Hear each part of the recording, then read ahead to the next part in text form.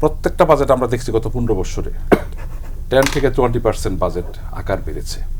এবার কিন্তু সেটা বাড়ে নাই, এবার এটা 5%-এর মধ্যে আছে, 4.5%। এই তো এর মধ্যে আছে। তার মানে কি, সরকার কিন্তু বাস্তবতার নিরিখে, আমি প্রথম বলছিলাম না গ্রাম থেকে এসেছি, বাংলাদেশের 80% লোক গ্রামে থাকে।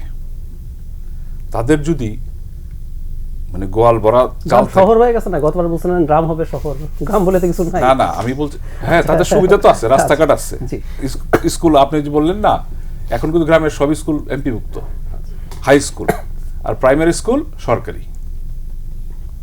ওই দুচালা প্রাইমারি স্কুল তো এখন নাই, দুচালা টিনের ঘরে প্রাইমারি স্কুল নাই। গ্রাম রে আবার নেগলেক্ট করেন না, বলছি গ্রামকে শহরের সুবিধা দেওয়া হয়েছে। গ্রামে এখন রাস্তা আছে, গ্রোথ সেন্টার আছে, বিদ্যুৎ আছে, একটা স্কুল আছে, পড়াশোনার সুযোগ আছে। হ্যাঁ, প্রাকৃতিক দুর্যোগও আছে। আবার এই যে বলি না যে ধানটা হলে দেশের অবস্থা ভালো, আমি বলতে চাইছিলাম কি, এগ্রিকালচার সেক্টর যেটা আমাদের মেইন, এটা কিন্তু গভর্নমেন্ট ভর্তুকি বাড়িয়েছে। ওই সেক্টর ঠিক থাকলে সব ঠিক। কেন আমার কিন্তু দায়িত্ব, এই আমরা যারা শহরে বাস করি বা নগরায়ণ করি, যারা মূল্যস্ফীতি নিয়ে কথা বলি, বাজেটের কথা বলি, বাংলাদেশের নিয়ে কথা বলি, এটা কিন্তু তাদের আসা যায় না। কিন্তু সরকারের কিন্তু দায়িত্ব সবার অন্ন বস্ত্র বাসস্থান নিশ্চিত করা। আপনি বারবার বলছিলেন 2 লক্ষ লোককে বাড়িয়েছে, 2 লক্ষ কি একেবারে কম? এটা তো প্রথমবার না, ইটস এ কন্টিনিউশন। মানে 2 লক্ষ বাড়িয়েছে না, এটা কন্টিনিউশন, অনেকে ছিল। হ্যাঁ, এটা হচ্ছে তো। আপনি লক্ষ্য করে দেখেছেন যে এবারের বাজেটে যেগুলো আমরা একটা নিত্য প্রয়োজনীয় জিনিস বলি, এই যে পেঁয়াজ, রসুন, মটর, চাল, গম, আলু, এই যে 30টা আইটেম, সরকার কিন্তু এই বাজেটে উদ্যোগ নিয়েছে এগুলো কমানোর। আমি জানি না কতটুকু কমবে, বাট সরকার কিন্তু উদ্যোগ নিয়েছে।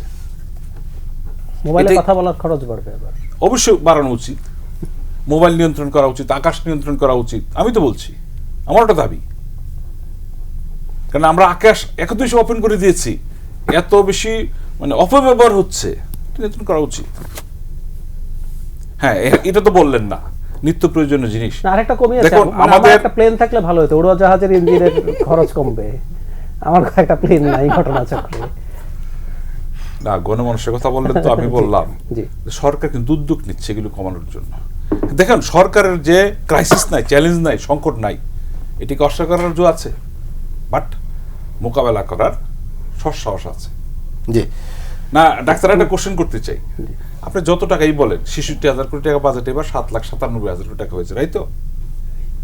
এই বাজেটের জন্য কি কোথাও যেতে হয়েছে আমাদেরকে? আপনি এক সময় বক্তৃতা দেন নাই যে প্যারিস কনসেন্টে আমাদের যেতে হতো, এখনো যেতে, তাদের আকারের উপর নির্ভর করে আমাদের বাজেটের আকার কি হবে।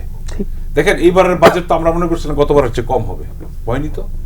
সরকার কিন্তু ধারাবাহিকতা বজায় রেখেছে, এবং আমি মনে করি এই বাস্তবতা করতে পারলে কারসার যেটা করেছেন, সাধারণ মানুষ কিছু সুবিধা পাবেন।